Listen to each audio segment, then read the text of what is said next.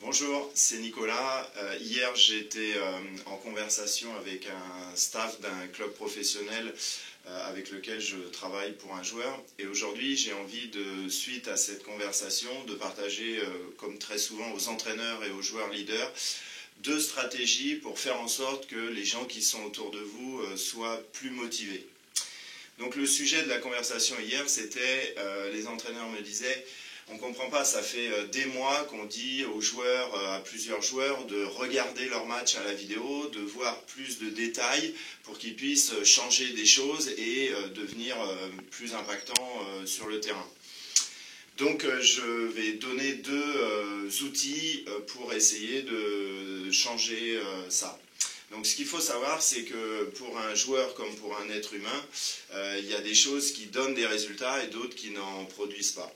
Donc, ici, pour un compétiteur, qu'est-ce qui fait qu'un compétiteur il gagne plus souvent qu'un autre? C'est d'abord dans son action pendant les matchs, pendant les compétitions, c'est qu'elle va être adaptée à un contexte, et c'est ça qui fait que ça va gagner dans la durée.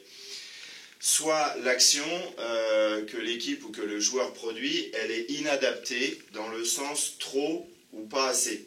Donc soit ça manque d'intensité, soit le projet est pas, le joueur n'est pas assez impliqué dans le projet.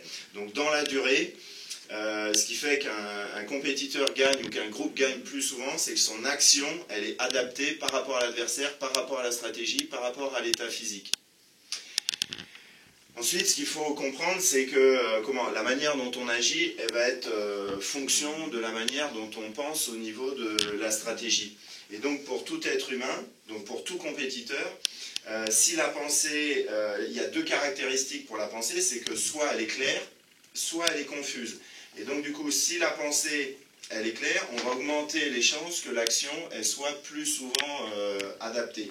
Donc par exemple, un plan de jeu qui est bien précis et qui correspond aux qualités des joueurs, et ben, ça va augmenter les chances que l'action soit adaptée. Si dans le plan de jeu ou dans la façon dont l'équipe fixe ses objectifs, c'est confus, ben, pour libérer l'énergie, forcément, on va se retrouver dans des types d'actions qui ne sont pas assez adaptés.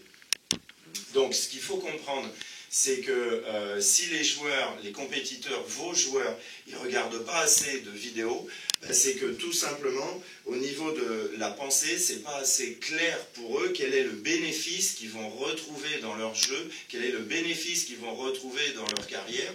Et donc du coup, comme ça c'est confus, et ben, les joueurs ne passent pas à l'action et donc ils ne regardent pas de vidéo. Donc ils ne se regardent pas en vidéo, ou comme j'entends souvent dans le foot, les joueurs ne regardent pas assez de vidéos de Ligue des Champions, alors que les matchs, c'est vraiment source d'enseignement vraiment de qualité.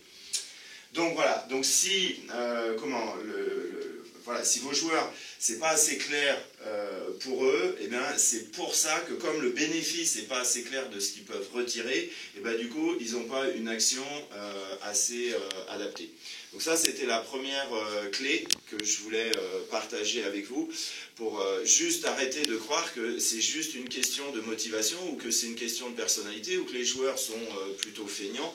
Ça n'a rien à voir avec ça, c'est juste que c'est pas assez clair l'intérêt qu'ils peuvent trouver dans la vidéo. Et l'intérêt qu'ils peuvent trouver dans la vidéo, c'est à vous, les entraîneurs, d'avoir un message suffisamment clair, impactant et excitant pour les joueurs, où les joueurs, comme ils vont voir leur progression, ils vont avoir envie de regarder les vidéos. C'est aussi simple que ça. La deuxième stratégie qui peut vous aider, c'est que pour un manager d'exception, les deux axes d'influence, il y a les objectifs. Donc les objectifs, c'est où l'équipe va ensemble et ce qu'il y a à faire pour atteindre les objectifs, que ce soit les playoffs, gagner un titre, se maintenir. Donc à chaque instant, à chaque entraînement, à chaque exercice, il y a toujours un objectif. Et puis le deuxième axe d'influence sur lequel vous pouvez agir, c'est la relation. Donc c'est la relation que vous avez avec vos joueurs, c'est la relation que vous avez avec vos leaders, c'est la relation que vous avez avec vos dirigeants. Et donc soit cette relation-là, elle peut être tendue plutôt négativement, c'est-à-dire pas quelque chose où on donne le maximum, ou alors ça peut être une relation constructive. J'entends souvent des entraîneurs qui me disent j'aimerais bien faire comprendre à mes joueurs que je ne suis pas là juste pour les allumer ou juste pour leur dire de faire comme ci, comme ça, mais qu'il y a aussi une relation. Mais souvent, ce champ-là est très très mal investigué et souvent, il y a un gros manque de formation au niveau de ce deuxième axe qui est aussi important que l'action, qui est la qualité de relation, la qualité de confiance, la qualité de compréhension que vous instaurez auprès des joueurs. Donc, j'en reviens à mon sujet. Si les joueurs ne regardent pas assez de vidéos, eh bien, ça ne se joue pas ici, ça se joue ici dans la qualité de relation entre vous, le staff, et vos compétiteurs. C'est-à-dire que dans vos échanges au quotidien avec les joueurs, cette relation, elle n'est pas assez modélisante. Je prends l'exemple de l'équipe américaine de basket, où c'est un coach universitaire, celui qui connaît ce basket qu'on appelle Coach K, qui coachait les stars de NBA et qui n'a pas arrêté de gagner avec eux. En fait, ce que les joueurs de très très haut niveau, les stars mondiales, ils disaient sur cet entraîneur, c'est qu'ils adoraient que cet entraîneur leur parle de lui, leur parle de comment lui en tant qu'entraîneur, comment il relève ses défis, comment il se remet en question, quelles ressources il utilise, et ce que les joueurs ont aimé, les stars, et que ça soit motivant pour eux, c'est que ce fameux entraîneur-là, il est transparent par rapport à ça. C'est-à-dire que les stratégies qu'il utilise, lui, la manière de penser, la manière de se remettre en question, la manière de faire face aux moments de confiance fragile, eh bien, il partageait ça à ses joueurs. Même chose au San Antonio Spurs, c'est quand même bizarre que les joueurs là-bas, ils sont toujours motivés et que ça bosse l'été et qu'il n'y a pas besoin de les motiver.